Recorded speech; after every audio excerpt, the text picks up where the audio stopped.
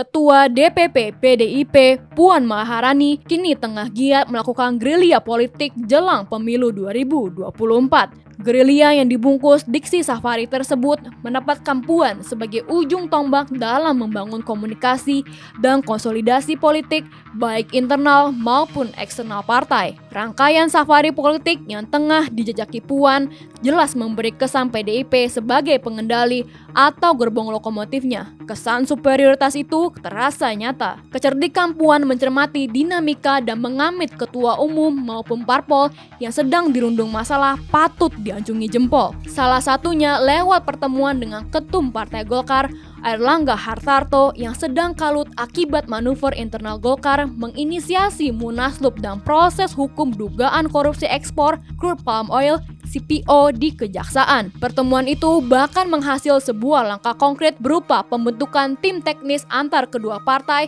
dalam menyongsong Pilpres 2024. Kesepakatan keduanya diwakili oleh bahasa simbol ketika Airlangga Hartarto memberikan buket bunga berwarna merah kuning kepada Puan. Airlangga menyebutnya sebagai bunga politik. Ini bunga spesial merah kuning dan ini bunga politik, ucap Airlangga. Semoga berlanjut sampai 14 Februari, hari pencoblosan pemilu 2024. Hari Valentine, hari kasih sayang. Timpal Puan menyungging senyum respon pemberian Airlangga. Bunga spesial. Merah kuning. Merah kuning. Dan ini bunga politik. Semoga berlanjut sampai 14 Februari, hari Valentine, hari kasih sayang. Langkah catur politik PDIP di bawah koordinasi Puan Maharani diyakini tak berhenti sampai di situ. Sebuah agenda pertemuan yang masih tertunda dengan Ketua Umum Nasdem, Surya Paloh, tampaknya segera terrealisasi. Pengamat politik Universitas Al-Azhar Jakarta, Ujang Komarudin menyebut pertemuan Puan dengan Airlangga Hartarto dan rencana pertemuan dengan Surya Paloh merupakan upaya menundukkan dua partai yang masih belum menentukan arah koalisi jelang pemilu 2024. Ya bisa saja terjadi, mungkin saja menyandra kader-kader politik dengan kasus-kasus ketua umum maupun kader inti partai seperti Golkar dan Nasdem agar keduanya tunduk pada PDIP. Itu mungkin, ujar Ujang kepada Forum Keadilan pada Jumat 28 Juli 2023. Ujang memandang menggunakan tangan hukum untuk kepentingan politik sudah biasa terjadi. Penggunaan hukum untuk kepentingan politik sejak lama, setiap rezim dan terjadi juga pada saat ini. Oleh karena itu, ada dugaan, ada pandangan dari masyarakat yang mengatakan pertemuan Puan dengan Surya Paloh maupun Airlangga untuk ngedil masalah kasus BTS dan CPO. Mungkin saja, ungkap Ujang pada Forum Keadilan pada Jumat 28 Juli 2023.